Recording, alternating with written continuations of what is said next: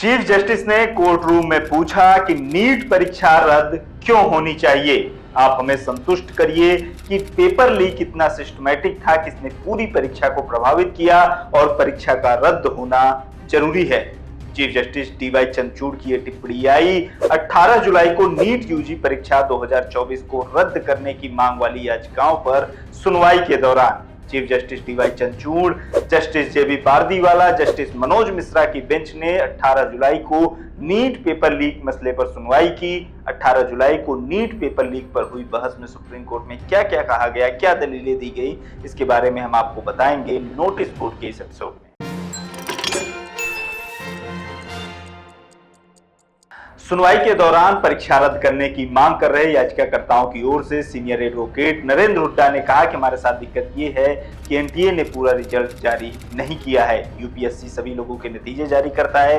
कम से कम एनटीए को उन 1 लाख लोगों के नतीजे जारी करने चाहिए थे जिन्हें एडमिशन मिलेगा। सीजीआई ने पूछा सरकारी मेडिकल कॉलेजों में कितनी सीटें हैं। हुड्डा ने बताया 56,000 सरकारी मेडिकल कॉलेजों में और 52,000 प्राइवेट मेडिकल कॉलेजों में सीट हैं। कुल मिलाकर 1,08,000। अगर दोबारा परीक्षा होती है तो कुल 1,08,000 छात्र होंगे, न कि 23 लाख। इस पर सीजीआई ने आपत्ति जताई, कहा कि इस तर्क में समस्या है, सिर्फ इसलिए कि 23 लाख में से सिर्फ 1 लाख को ही एडमिशन मिलेगा। हम दोबारा परीक्षा कराने का आदेश नहीं दे सकते। दोबारा परीक्षा इस ठोस आधार पर होनी चाहिए कि पूरी परीक्षा प्रभावित हुई हो। इसके बाद पेपर प्रिंटिंग प्रेस से बैंक और सेंटर तक भेजे जाने की प्रक्रिया पर बहस हुई। हुड्डा ने बताया कि 24 से 28 अप्रैल के बीच एक निजी कुरियर कंपनी के जरिए पेपर को भेजा गया और 3 मई को ये 571 शहरों में केनरा बैंक और स्टेट बैंक की शाखाओं में पहुंचा। हुड्डा ने आरोप लगाया कि पेपर 3 मई को ही लीक हो गया था। टेलीग्राम पर 4 मई को सॉल्व पेपर शेयर होने लगे थे। हुड्डा ने कहा कि सोशल मीडिया की प्रकृति और पेपर लीक के दायरे को देखते हुए ये तय नहीं किया जा सकता कि इसका फायदा कितने लोगों ने उठाया। इस पर एनटीए ने कहा कि टेलीग्राम पर शेयर हो रहे पेपर का वीडियो ओरिजिनल नहीं है, एडिटेड है। हुड्डा ने एनटीए के दावे को खारिज किया और गिरफ्तार आरोपी अनुराग यादव के बयान का हवाला देते हुए कहा कि बयान से पता चलता है कि पेपर लीक 4 मई को ही हो गया था। इस पर सीजीआई ने पूछा कि क्या आपके पास बयान है। इस पर हुड्डा ने कहा कि कुछ बयान मीडिया में प्रसारित हो रहे हैं। इसके बाद सीजीआई ने कहा कि जो जांच हुई है उसके मुताबिक छात्रों को 5 मई की सुबह पेपर रटाया गया। इसका मतलब ये है कि 5 मई से पहले पेपर लीक हुआ। सवाल हल किए गए। सवाल ये है कि पेपर लीक कब हुआ।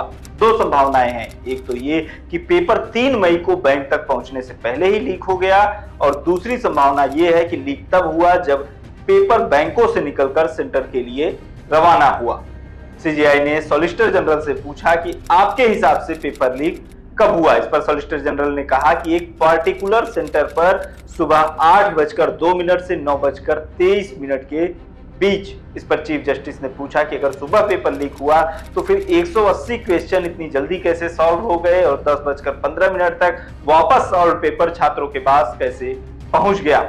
180 सवाल 45 मिनट में कैसे सॉल्व हो गया।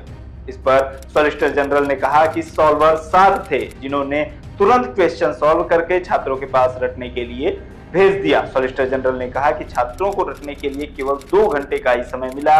यही वजह है कि 18 में से केवल एक ही छात्र एग्जाम क्वालिफाई कर पाने में सफल रहा, उसे भी डिबार कर दिया गया है। इसके बाद सॉलिसिटर जनरल ने बताया कि पेपर हजारीबाग से पटना कैसे पहुंचा। एक गैंग मेंबर ने फोटो खींचकर पटना भेजा।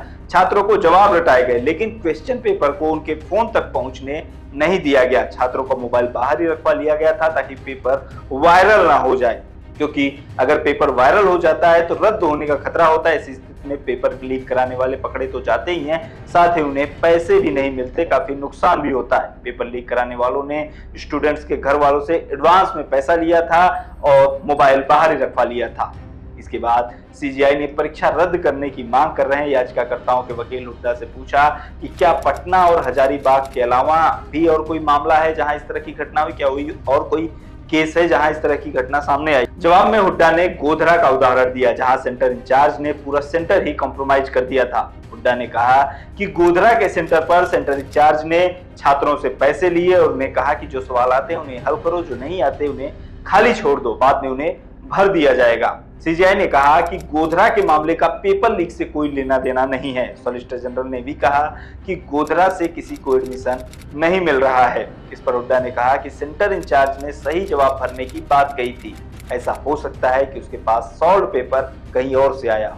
इस पर सीजीआई ने कहा कि हम ये नहीं कह सकते कि गोधरा में जो हुआ बड़े स्तर पर गड़बड़ी का हिस्सा हो। इसके बाद सीजीआई ने पटना और हजारीबाग से क्वालिफाइड छात्रों के बारे में पूछा, साथ ही पटना पुलिस की जांच के बारे में भी जानकारी मांगी। चीफ जस्टिस ने अगली सुनवाई सोमवार की सुबह यानी 22 जुलाई को 10:30 बजे करने की बात कही। हुड्डा ने काउंसलिंग पर रोक लगाने की मांग की। इस पर सॉलिसिटर जनरल ने कहा कि 24 जुलाई या उसके आसपास काउंसलिंग शुरू हो सकती है, क्योंकि इसमें 2-3 महीने का समय लगेगा। हुड्डा ने पूरा रिजल्ट एनटीए से घोषित करवाने की मांग की, जिस पर चीफ जस्टिस ने एनटीए को नीट यूजी 2024 परीक्षा का रिजल्ट और एग्जाम सेंटर जारी करने का आदेश दिया। साथ ही यह भी सुनिश्चित करने का आदेश दिया कि छात्रों की पहचान गुप्त रखी जाए, परिणाम अलग अलग शहर और सेंटर वाइज घोषित किए जाने चाहिए और 19 जुलाई शाम 5 बजे तक रिजल्ट वेबसाइट पर आ जाने चाहिए। सीजीआई ने कहा कि हम यह सुनिश्चित करना चाहते हैं कि लीक हुए क्वेश्चन पेपर का प्रसार केवल उन्हीं सेंटर तक सीमित था या फिर इसका